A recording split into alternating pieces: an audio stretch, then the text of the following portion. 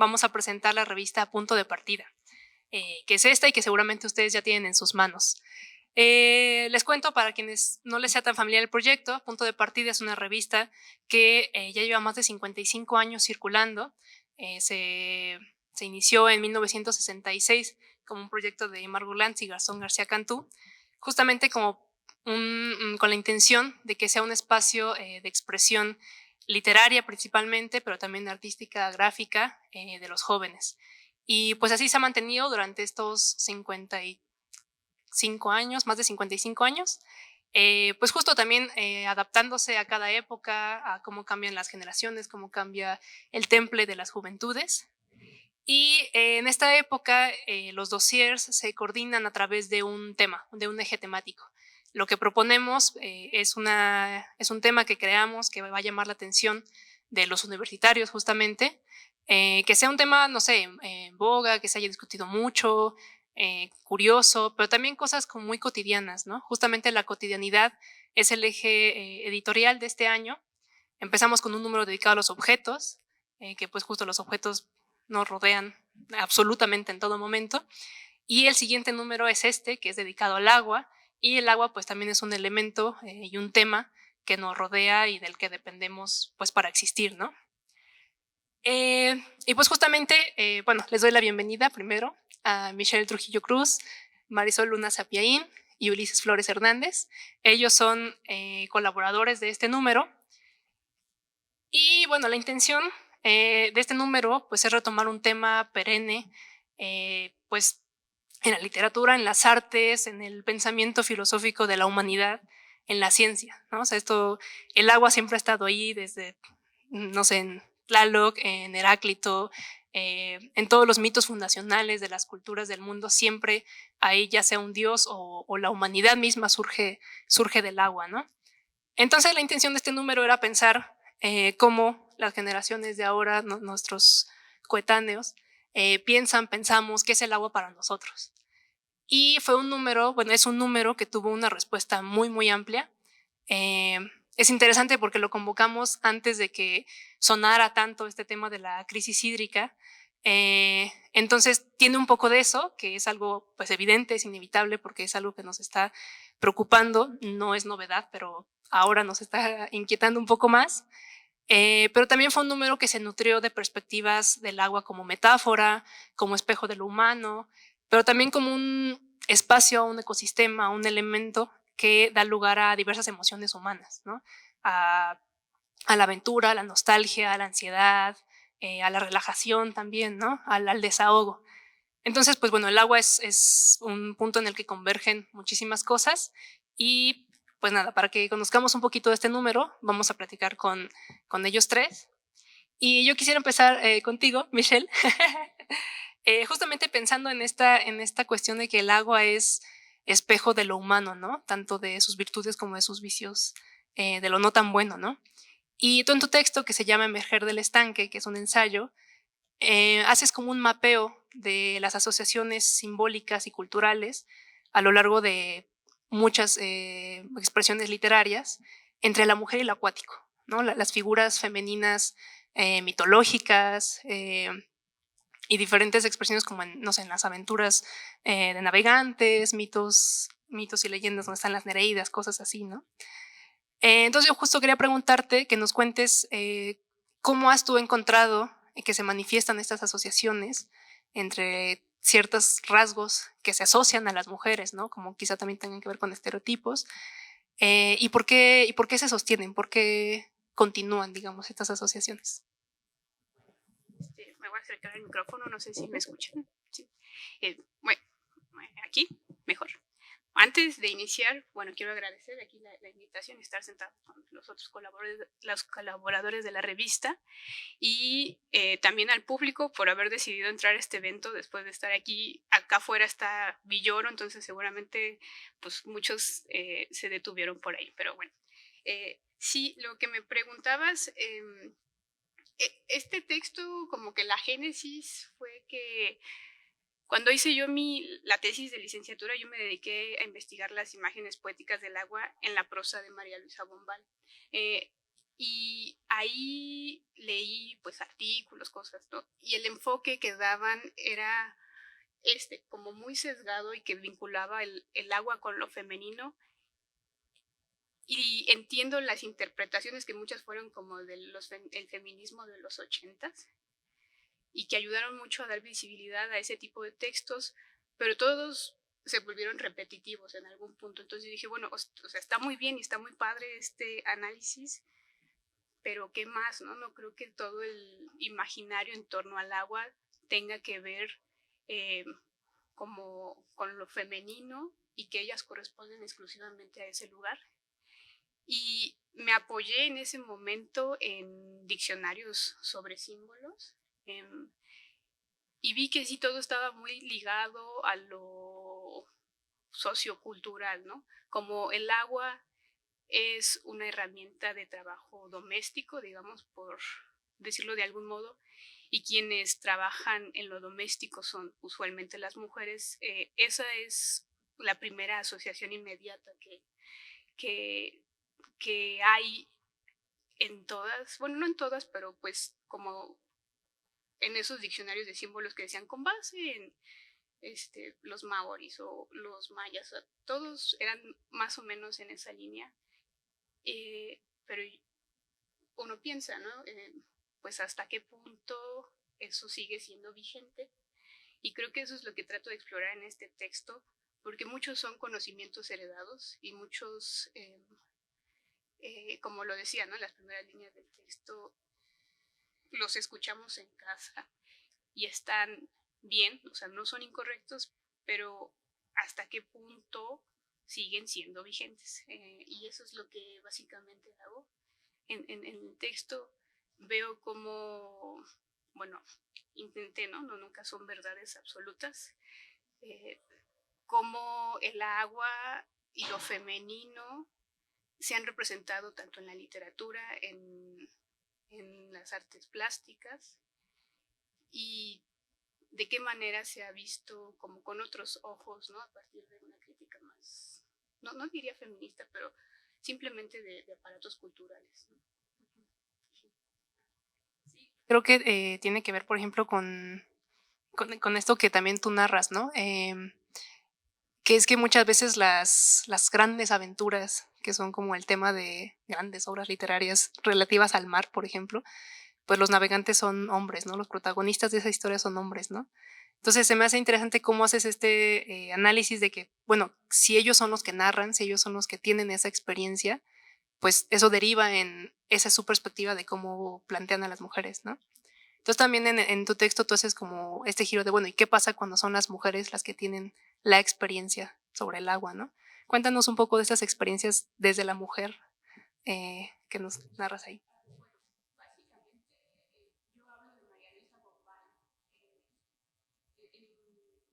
Como decía, en sus textos aparecen muchas imágenes acuáticas y es una narradora, bueno, autora, una narradora que habla desde una perspectiva de un personaje femenino, de cuando tiene experiencia, o sea, cuando se mete en el agua, cuál es la experiencia de ese personaje al estar en el agua. Y justamente son espacios en los que las protagonistas se desvinculan como de todos estos yugos que tienen en sus casas. Son espacios en los que pueden ser, eh, no sé, más libres por decirlo de algún modo, pero o sea, son libres en la medida en que ellas mismas logran también quitarse como de todo ese aparato que traen de casa, ¿no? Y creo lo que intento decir en este texto es que también esos personajes y las interpretaciones que uno como lector le da a esos personajes pueden ampliarse un poco más cuando también uno como que trata de quitarse todos esos conocimientos heredados y le das como otra vía de salida u otro cauce al actuar de los personajes a partir de las mismas imágenes, pero pues como con otra perspectiva, ¿no? La enunciación cambia según de quién lo haga, ¿no? Ujú. Sí. Bueno, gracias, Michelle. justo me gustó mucho también que haces la idea del llamado del agua, ¿no? Que el agua nos llama. Eh, y pues no sé, algunos nos llama de cierta forma, ¿no? Algunos les llamará al mar, algunos a la natación, algunos a, como tú también platicas de esta arqueóloga subacuática, Pilar Luna, sí, sí, sí. Y que justamente, ¿no? Creo que, por ejemplo, quizá ese espacio del buceo, de la exploración marina, sea algo que se asocia como a los estereotipos de la valentía, ¿no? Entonces se asocia que solo los varones lo hacen, ¿no? Entonces me parece muy importante que rescatas justamente o pones en primer plano más bien como a figuras como ella, para decir como también las mujeres han explorado el agua de otra forma, ¿no? Y retomando esto del llamado, Marisol también, eh, bueno, te voy a pedir que nos leas tus poemas para que entendamos de qué nos vas a platicar. eh, pero también quería preguntarte, en algún momento nos platicabas como cómo llegaste a que el agua fuera un tema en tu trabajo poético. Yo quisiera preguntarte por eso, pero también qué ha surgido de ahí. Es decir, bueno, trabajas la escritura y la escritura también te devuelve algo, ¿no? O sea, te sirve no solamente quizá para expresarse, sino para entender ciertas cosas de uno mismo, ¿no? Entonces quería preguntarte también por tu experiencia que te llevó a escribir esto y cómo quizás se ha transformado eh, pues a través del trabajo de escritural.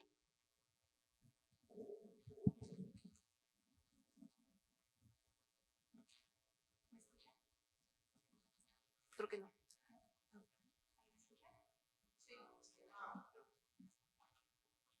Ah, no.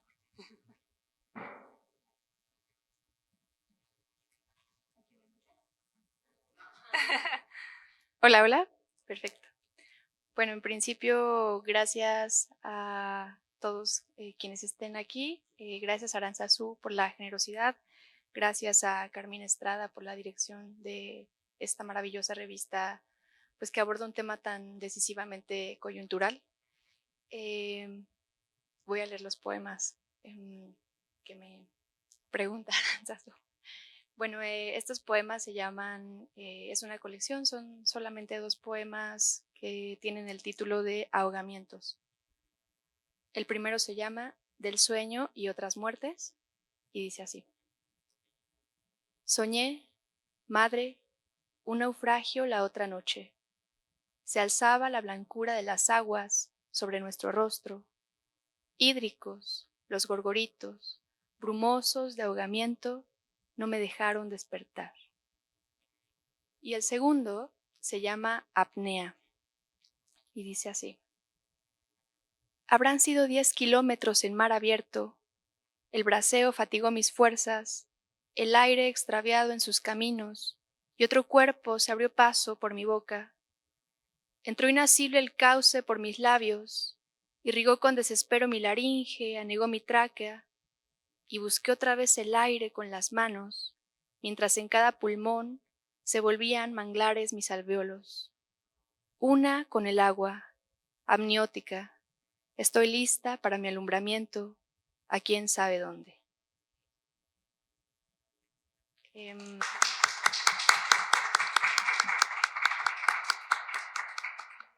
Yendo a las preguntas que me plantea Aranzazú, en algún momento había comentado sobre de dónde vienen.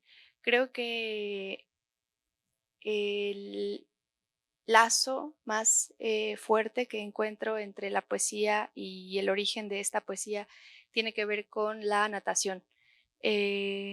Ahora que nos hablabas tú, Michelle, de la llamada del agua, pensaba yo como que ese es mi punto de partida, ¿no? Es decir,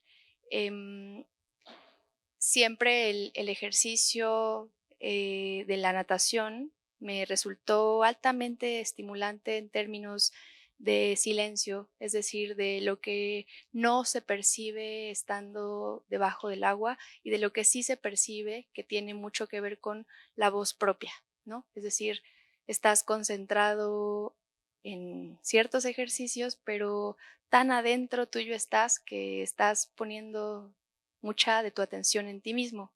Entonces, diría que en principio de allí vienen, ¿no? Esos poemas y no dejo de comentar que era algo inconsciente, ¿no? O sea, cuando yo escribí estos poemas, los escribí por separado, jamás pensé como en que estos poemas pudieran hermanarse de ninguna forma, pero gracias a una generosa lectura me di cuenta de que la recurrencia hacia el agua pues era muy incisiva, muy insistente en las cosas que yo escribía, entonces quise seguir el rastro, ¿no?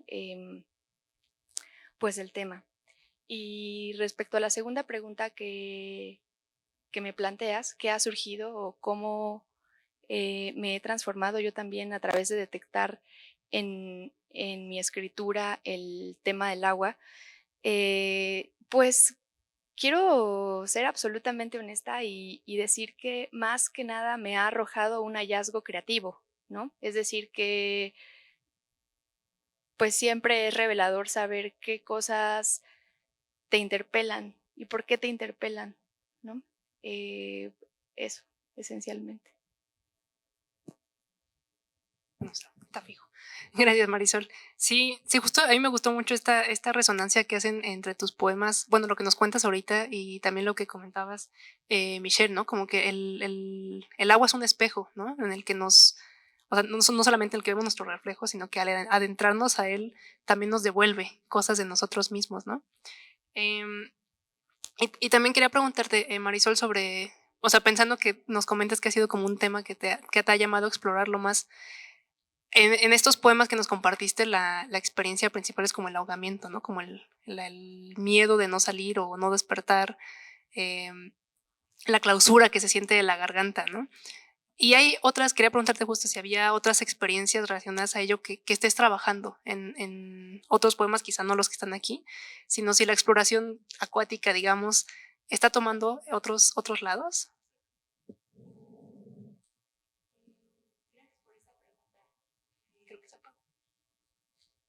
¿Ahí me escuchan? Agradezco mucho esta pregunta porque sí, uno de ellos, uno de los poemas que no aparece en esta revista, pero que también aborda el tema del agua, es un poema fragmentario en el que hago una especie de collage de voces de elementos marítimos, es decir, ahora las piedras, ahora los peces, ahora los cormoranes que vuelan allá arriba, ahora la brisa, ahora las cigarras, ¿no? Que también anuncian la lluvia, por ejemplo, ¿no? No tal vez no el agua del mar, pero sí la lluvia, ¿no? Que también es el agua. Y también, por otro lado, si bien está el tema del mar y de los espacios y de los lugares, el agua como elemento, em, pues, del que se puede partir para profundizar en temas como más de la sensualidad líquida que ofrece el elemento, ¿no? Es decir, todo lo sugestivo que hay en las imágenes del tema del agua. No diría que con mucho éxito, pero esencialmente va por ahí el ensayo, ¿no? El intento. Qué padre, Marcel. Pues ya buscaremos cuando salgan juntos para poder leerte más. Bueno, muchas gracias. Ulises, bienvenido. Tú nos compartiste para este número un cuento que se llama Drenaje Profundo. Y este cuento tiene, pues, abreva, digamos, se teje entre pues la tradición de lo fantástico, lo mitológico, pero anclado aquí en México, y también como la literatura detectivesca, ¿no? Que, bueno, en el cine tiene ahí muchísima tradición también la literatura. Entonces quería preguntarte, ¿cuáles fueron como tus motivos para tejer estas dos vertientes? ¿Y cómo fue tu experiencia al escribir los giros creativos de este cuento? Cuéntanos un poco sobre eso. Muchas gracias a todos por asistir. De verdad que agradezco también la invitación, nuevamente la invitación del editor Aranzazú, por estar aquí con todos ustedes, y también un saludo a todas bueno, a mis dos compañeras de la edición.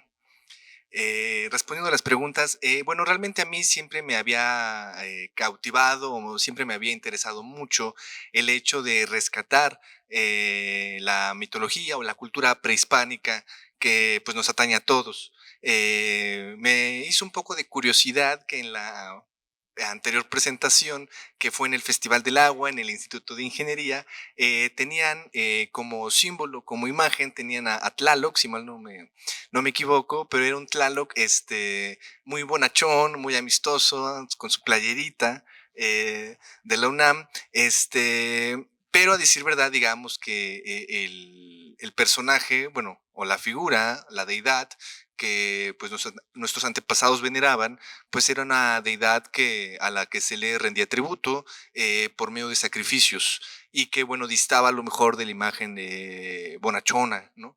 Entonces, esa imagen de esos sacrificios que, bueno, no es ningún secreto, eran sacrificios de niños, en este caso sin ninguna distinción social, podían pertenecer a la nobleza o ser parte de la población en general. Y precisamente, ¿por qué se daban estos sacrificios? Bueno, se daban para solicitar, pedir abundante lluvia para las cosechas el resto del año, ¿no? Y esto, bueno, se suscitaba en el lugar por beneplácito que a lo mejor nos llevaron en la secundaria o en la preparatoria a la fuerza, que es en el Templo Mayor, ¿no?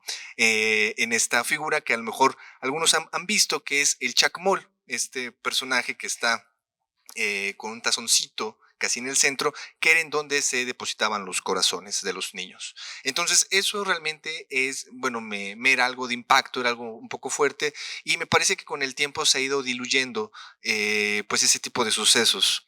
Entonces, la idea de que algo oculto en la ciudad se los llevara, resurgiera esta deidad, me parece interesante recuperarlo por otro hecho que también me llamaba mucho la atención, y es que los lugares donde crecí, los lugares donde se desenvolvió mi infancia, eran precisamente los lugares que remito en el cuento, que me parecían lugares muy céntricos, y que eso al mismo tiempo me llevó a pensar que, bueno, estamos en la Ciudad de México, y y que la Ciudad de México al mismo tiempo me parece que es la ciudad de las ciudades. Hay muchos pequeñas, digamos, tribus o zonas que son muy identificables, ¿no? Tenemos el centro histórico, que es por sí mismo una ciudad dentro de la ciudad. Estamos aquí en Ciudad Universitaria, esta ciudad satélite, ¿no? Entonces me parecía interesante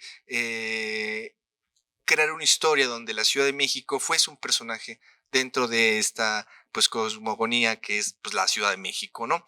Y dentro de estos elementos me parecía interesante añadir uno más, que es el mundo detectivesco. Cuando empecé a escribir el cuento, que lo empecé a escribir desde la preparatoria, la atmósfera del cuento con un detective bonachón, que antes de salir a investigar se avienta una torta triple de chorizo, me hacía un poco de ruido la idea, digamos, hollywoodesca que tenemos todos, ¿no? Lluvia, Phil North, blanco y negro. Me pareció un poco utilizar, digamos, la perspectiva de la Ciudad de México, que es, digamos, hasta cierto punto colorida, vivaz, ¿no? Y eso, pues colocarlo en lugares de muy fácil reconocimiento. Y sobre todo eso, colocar el elemento fantástico, que, bueno, el cuento, si tienen la oportunidad de leerlo, el cuento abre con una cita de un cuento de José Emilio Pacheco, que es Tenga para que se entretenga, que es precisamente un cuento con un estilo detectivesco, es un informe policíaco, donde precisamente se relata la desaparición de un niño en el bosque de Chapultepec, ¿no? Entonces, digamos, todos estos elementos que a lo mejor pues estaban todos escuetos, la ciudad, la mitología prehispánica, los lugares donde crecí que me eran muy identificables, me pareció interesante reunirlos con el lazo de lo fantástico bajo pues un elemento un poco alarmante, que es que alguien se esté llevando a los niños. ¿Con qué motivo? Bueno, el detective para investigar, bueno, ya se dará cuenta que es para evitar la sequía, que es precisamente el tema que atañe el número de la edición.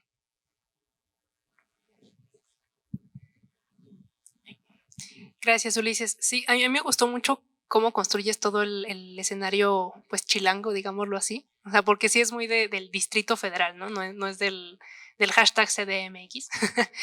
Y aún así es muy, muy vigente, ¿no? O sea, lo pienso ahora con todos los problemas justamente, no solo del agua, sino la contaminación del agua, etcétera, de aquí en la ciudad. Eh, y cuéntanos un poco de este elemento justo que se refleja en el título, que es como el drenaje profundo, ¿no? O sea, las profundidades, ¿no? Está esto que dices de las ciudades, pero también como esta infinita e inacabable tarea de arreglar las tuberías de una ciudad, que también es algo que se refleja mucho en tu cuento.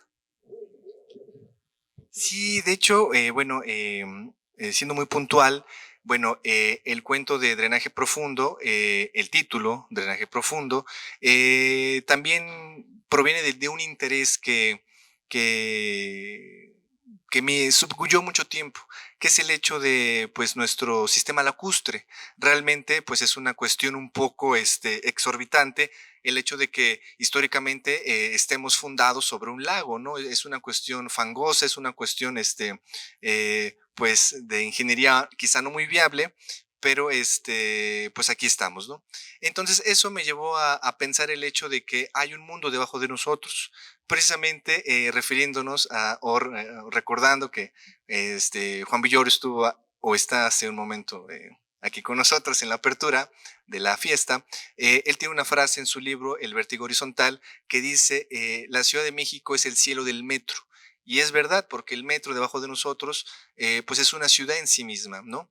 Y de verdad que si vamos un nivel más abajo, pues nos vamos a encontrar con el sistema de drenaje, ¿no? Que quizá a lo mejor no dimensionamos, pero es toda, digamos, pues otro universo debajo de nosotros. Y que realmente pues no es visible o que quizá dejamos pues pasamos por largo. Incluso no solamente nosotros por despistados, sino también pues cualquier tipo de partido político. Porque históricamente el drenaje profundo no es un lugar, un nicho de inversión, por lo mismo de que es una obra que no se ve, que no es visible. Yo cuando me enteré de esto en la preparatoria, literalmente pues me asombré porque es verdad, ¿no? El túnel emisor Oriente pues tardó cerca de una década en concretarse, y precisamente pues su intención es evitar lo que es originalmente pues la Ciudad de México, que es un lago, ¿no? Evitar las inundaciones. Entonces eso aún me llevó a un nivel mucho más abajo, de que debajo de toda la ciudad que es o de todo el sistema complejo que es el drenaje profundo, debajo de todo eso está la antigua civilización prehispánica. De hecho, pues no es ningún secreto que si en el centro rascamos por cualquier lado, pues vamos a encontrar vestigios, que son los vestigios pues, de la antigua Tenochtitlán. Cuando se empezó a hacer el metro de la línea 2, salieron los vestigios. Detrás de la Torre Latinoamericana hay más vestigios.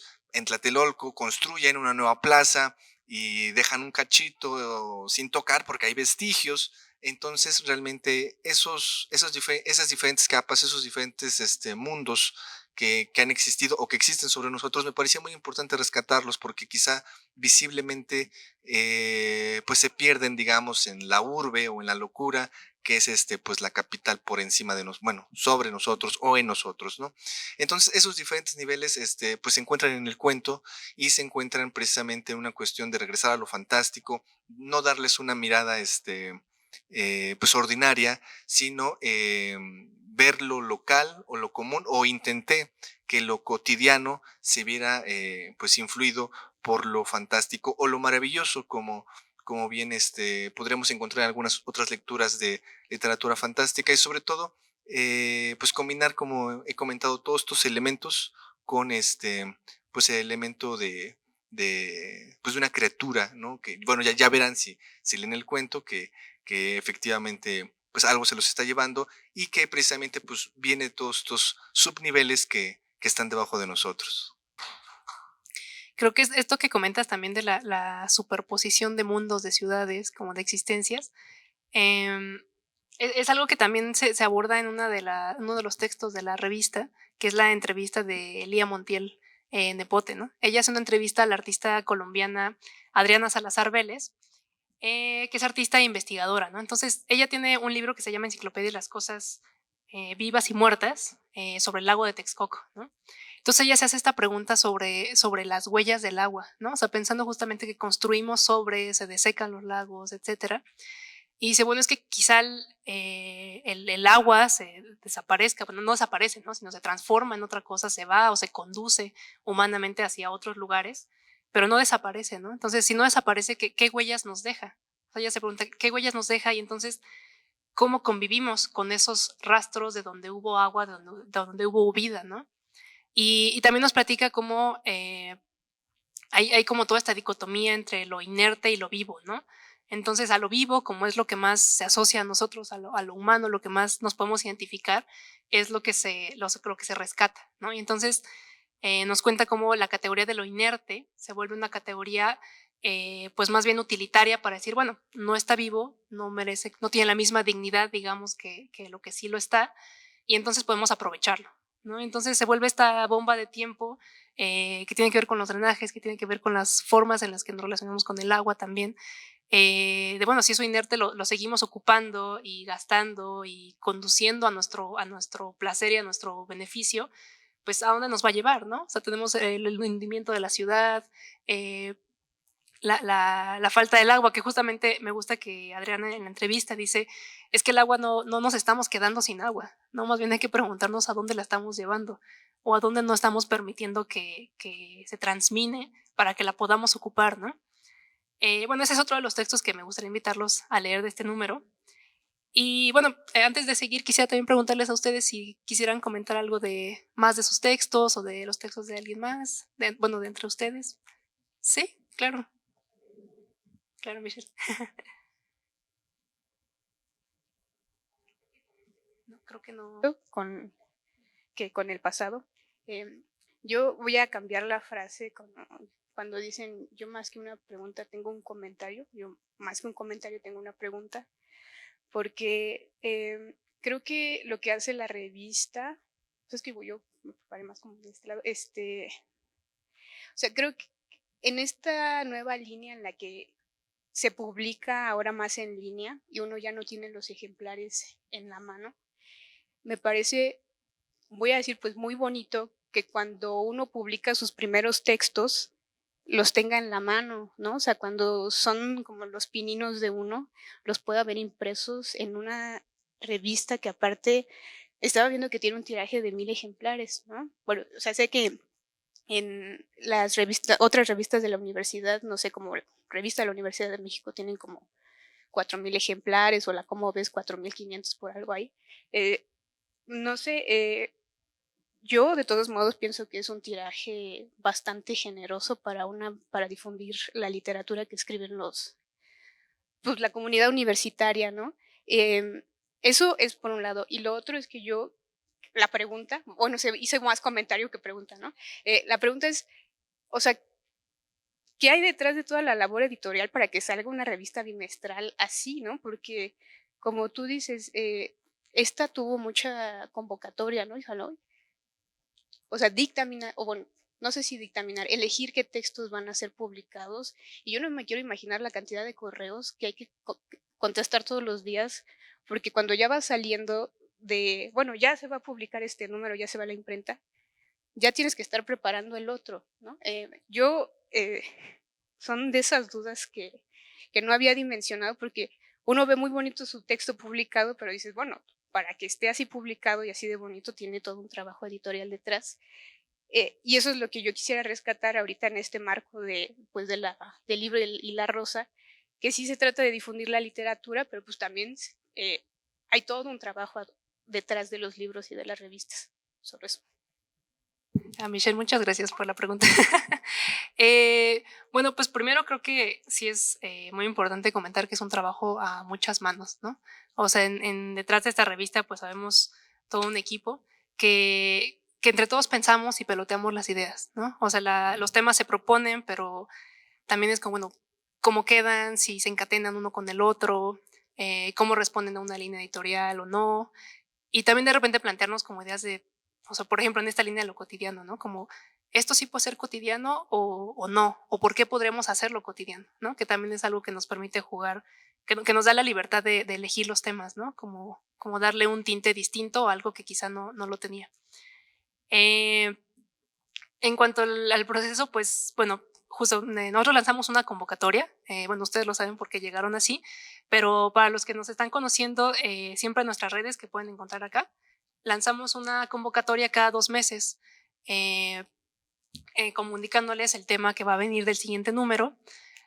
Y pues bueno, ahí les contamos más o menos como qué ideas tenemos o un poco qué esperamos quizá de las formas en las que se aborden el tema, pero también siempre pues con la libertad de que la gente lo interprete de la forma que quiera, ¿no? Eso es algo que la enriquece mucho, que si bien hay unas ciertas guiños de, bueno, por aquí y por allá, pero siempre llegan cosas muy inesperadas, ¿no? Entonces eso es muy padre porque le da su propia personalidad al número, que a veces contrasta con la idea que tenemos.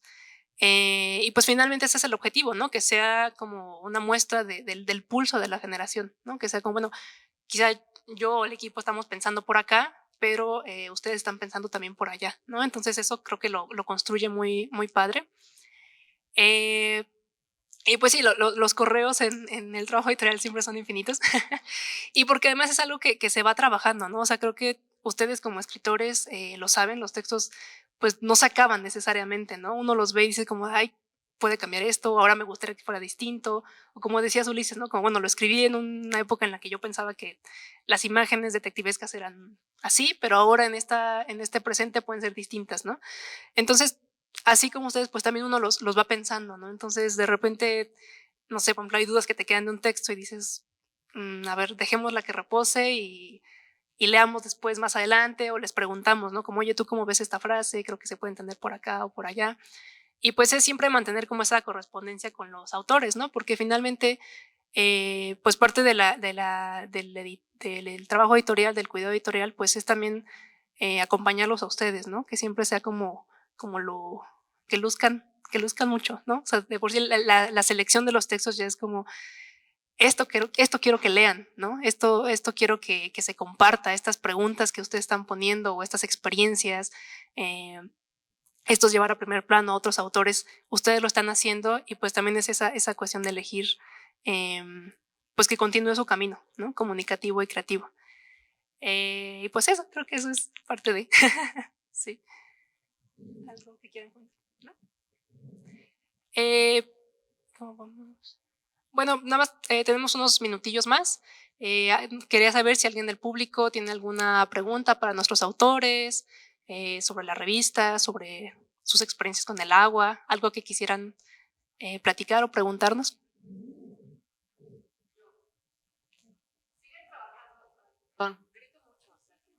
Pero siguen trabajando con el tema del agua en lo que están escribiendo. Ya sé que Marisol sí con un par de cosas que no ha publicado, pero no sé si los demás siguen o lo abandonaron así de fue de ya me mojé, ya me voy a salir.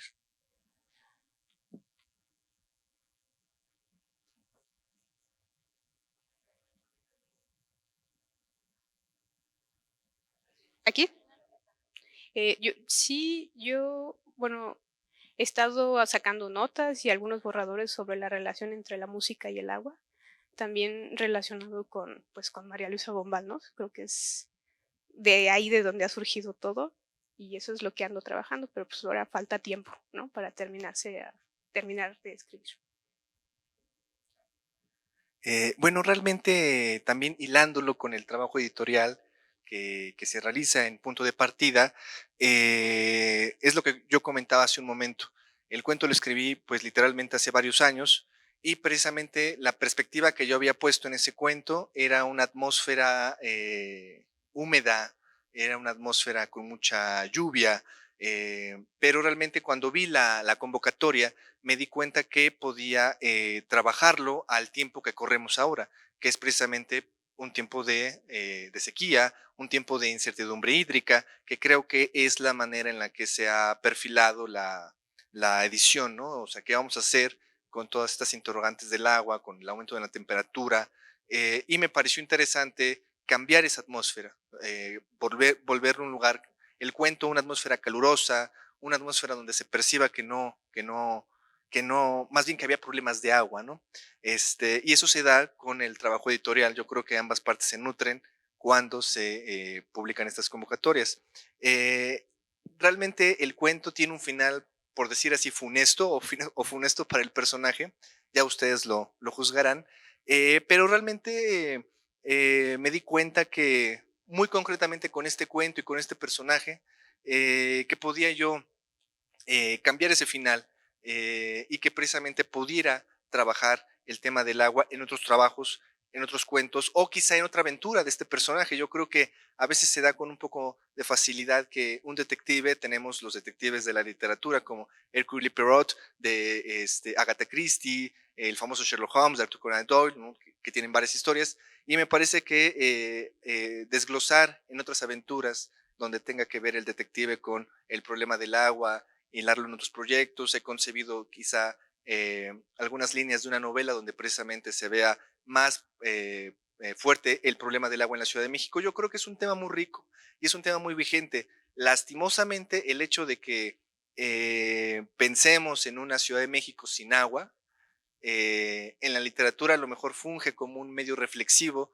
para todos nosotros, pero digo lastimosamente porque quizá ya es una realidad que estamos viviendo y realmente no tenemos que ir muy lejos. Estamos aquí muy cerca de Joco, donde, bueno, tenemos esta torre enorme que es emblema del deseo ajeno por ser un centro comercial, y pues los pobladores tienen un problema de agua, ¿no? Entonces ya me parece que ya no es una cuestión absolutamente literaria, sino ya es una cuestión que está alcanzando nuestra realidad.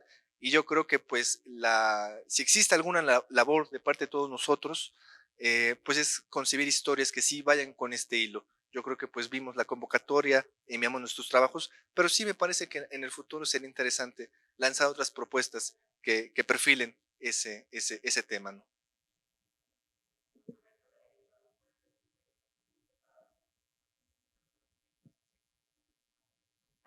Perdón, no alcancé a escuchar.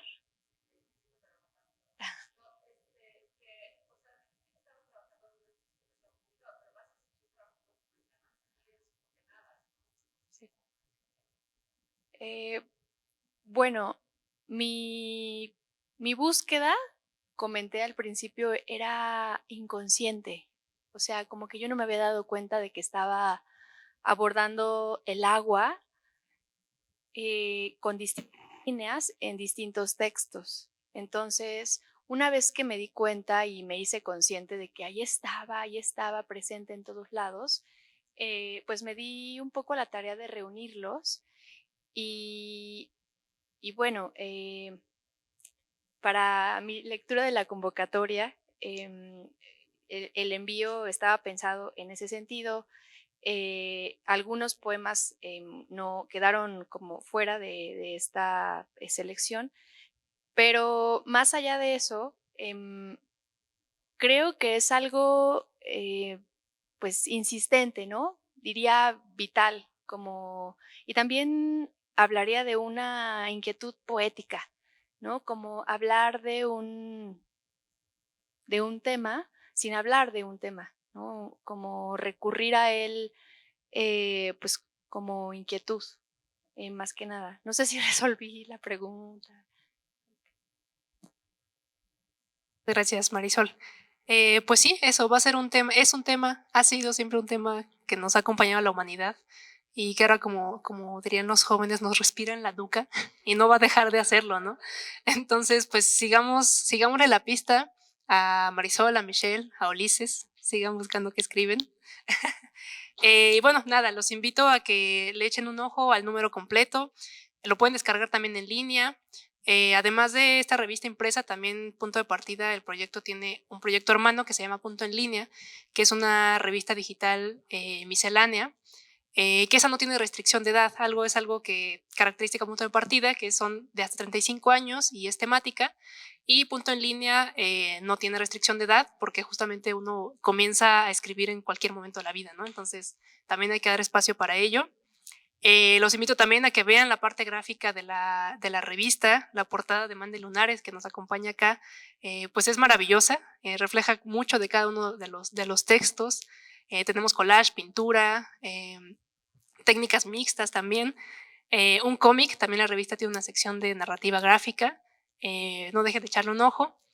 Y bueno, nada más para terminar, quisiera también invitarlos a la presentación de Murciélaga, que es un poemario, que es el volumen 25 de las ediciones de Punto de Partida, que se va a presentar en este mismo salón, pero el domingo 21, también al mediodía, a las 12 horas. Es un poemario Murciélaga de Clemente Guerrero, que es un poeta muy joven de aquí de la Ciudad de México, de Iztapalapa. Y pues él tiene una poesía muy, muy cotidiana, muy del hogar, de los cuidados del hogar, de los cuidados de sí mismo, de la gente querida, pero también que está empapada de la urbanidad de la Ciudad de México, ¿no? Como decías, estos niveles que se sobreponen. Entonces, bueno, no se la pierdan. Es este domingo 21 a las 12 horas en este mismo salón. Pues nada, muchísimas gracias por acompañarnos. No dejen de leerlos, de leer la revista y que sigan disfrutando mucho esta fiesta del libro y la rosa. Buenas tardes.